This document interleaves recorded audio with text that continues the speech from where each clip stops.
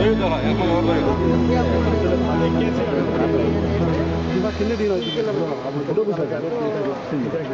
ఆటోలకి బైకులు ఇదే ఇప్పుడు మా అనేది ప్రభాకర్ గారు ఇదే కరెక్ట్ అక్కడ కట్టాలి. ఇటు కట్టకూడదా? ఇది కరెక్టే. ఇప్పుడు ఇటు కట్టారు మొత్తం రావాలి. అది కూడా అయిన తర్వాత పూర్తయ్యేది సార్.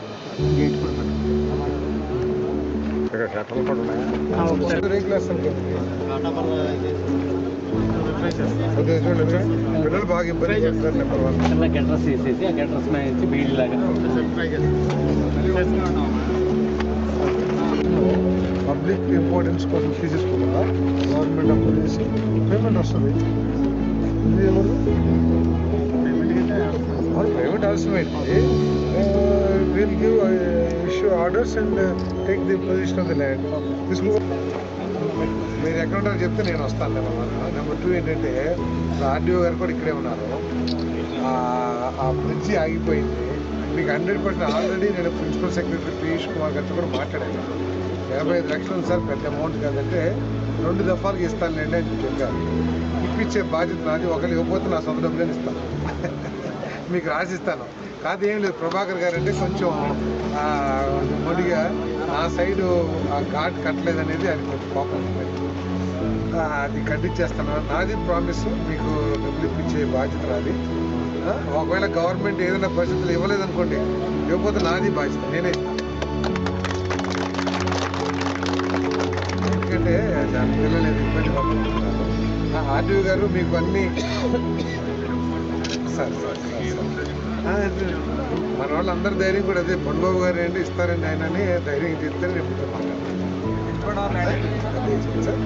నేను కలుస్తాను. మిమ్మల్ని ఆర్టీఓ గారు కావాల్సిన ఆర్డర్స్ అన్నీ కూడా మీకు ఇచ్చేస్తాను. ల్యాండ్ ఎక్విజిషన్ సంబంధించి ఏలూరు ఆర్టీఓ గారు ఇప్పిస్తాను. కలెక్టర్ గారితో మాట్లాడి మీకు ఇప్పిస్తాను.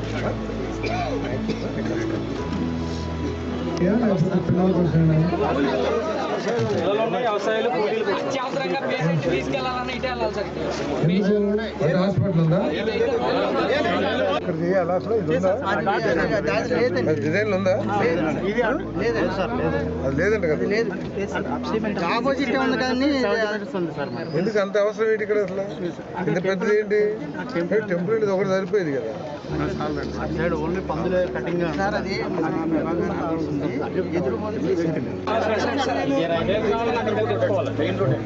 సో ఎక్కువ అవసరం లేకపోతే చుట్టూ తిరిగి వెళ్తారా? ఇది ఉన్నా లేకపోయినా అటు వెళ్ళాల్సింది. ఆ ఊరు వెళ్ళాల్సింది. అవునా?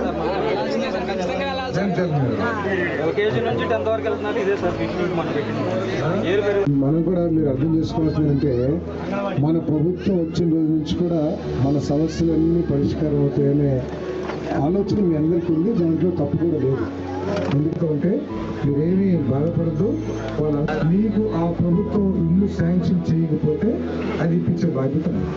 తర్వాత మీకు ఈ గత ప్రభుత్వంలో వైఎస్ఆర్ కాంగ్రెస్ ప్రభుత్వంలో కానీ అంతకుముందు చంద్రబాబు నాయుడు గారి ప్రభుత్వంలో కానీ శాంక్షన్ అయిన ఇల్లు ఉంటే వాటిని పూర్తి చేయండి.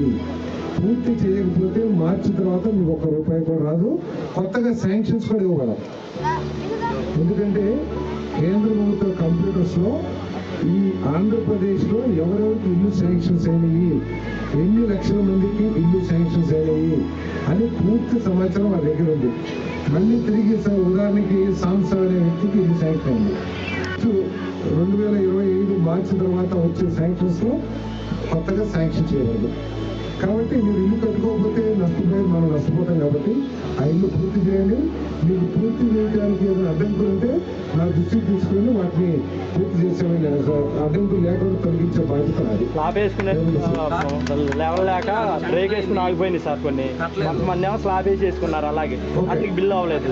మరి బిల్లు ఇప్పించేస్తాను నేను. బిల్లు ఇప్పిస్తాను. మీరు ఇల్లు పూర్తి చేయను. అలా మార్చి లోపల మీరు 80% పూర్తి చేయాల్సిందే. మన ప్రభుత్వం నుంచి ఆదేశాలు కూడా ఇచ్చాం. ఇల్లు కట్టడానికి అత్యంత ప్రాధాన్యత ఇచ్చి ఇసుక కానివ్వండి ఏదైనా సరే వారికి ముందు వరుసలో ఇసుక పడి వారికి చెప్పాం. కాబట్టి మా పంచాయతీకి ఇళ్ల స్థలాలు రాలేదు సార్.